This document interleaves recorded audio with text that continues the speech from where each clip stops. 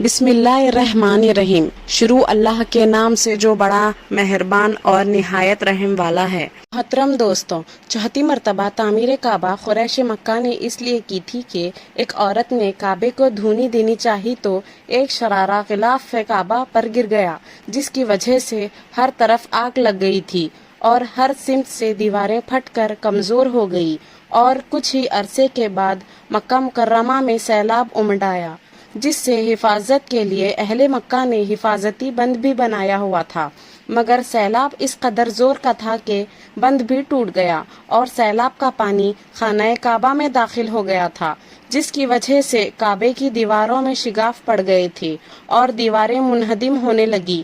اب کعبے کی تعمیر نئے سرے سے کرنے کا ارادہ کیا گیا، مگر ایک مسئلہ درپیش رہا کہ کعبہ شریف کے اندر ایک کنواں تھا جس میں لوگ کعبے کے لیے لائے گئے نذرانے ڈال دیتے تھے۔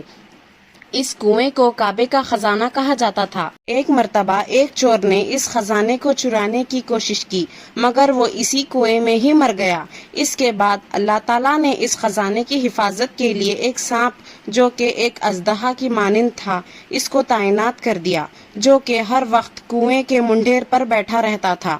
لوگ اس کے ڈر سے قریب بھی نہ جاتے تھے، مگر اللہ تعالیٰ نے ایک پرندے کو بھیجا اور وہ پرندہ سانپ کو اٹھا کر لے گیا تھا۔ اب قریش مکہ خوش ہو گئے کہ ہمارے اس اقدام پر اللہ کی رضا بھی شامل ہے۔ فیصلہ کیا گیا کہ اب کعبے کی دیواروں کو اونچا کیا جائے اور دروازے کو بھی اونچا لگایا جائے تاکہ ہر کوئی اس میں داخل نہ ہو سکے۔ کعبے کی تعمیر میں تمام قریشی قبائل نے اپنے طور پر الگ الگ پتھر جمع کیے، جس میں اللہ کے رسول صلی اللہ علیہ وسلم نے اپنے مبارک گردن پر پتھر رکھ کر رولتے رہے۔ پھر کعبے کی تعمیر شروع کی۔ جب عمارت حجر اسود تک اونچی ہو گئی تو ان میں حجر اسود کو نصب کرنے کا جھگڑا شروع ہو گیا۔ جھگڑا اس نوبت تک پہنچ گیا کہ تمام قبائل ایک دوسرے پر تلواریں سونت لی۔ 4-5 دن اسی جھگڑے میں گزر گئے۔ اس وقت قریش میں بزرگ شخص مغیر بن عبداللہ بن عمر بن مخزوم تھے۔ انہوں نے ایک تجویز پیش کی کہ اس شخص کو فیصل مان لو جو کل صبح سب سے پہلے مسجد حرام میں داخل ہوگا۔ سب اس بات پر راضی ہو گئے۔ اگلے دن سب سے پہلے مسجد میں داخل ہونے والے رسول اللہ صلی اللہ علیہ وسلم تھے۔ سب کہنے لگے کہ یہ امانت دار شخص ہے، سب اس کے فیصلے پر راضی ہیں۔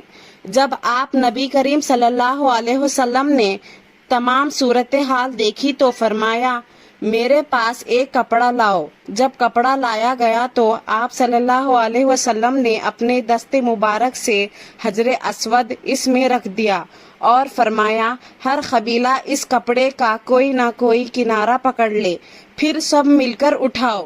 جب سب اصل جگہ پر پہنچے تو آپ صلی اللہ علیہ وسلم نے اپنے دست مبارک سے حجر اسود کو اس کی جگہ پر نصب فرما دیا، اور یوں اللہ کے رسول صلی اللہ علیہ وسلم نے ایک بہت بڑے مسئلے کو امن و محبت کے ساتھ حل فرما دیا۔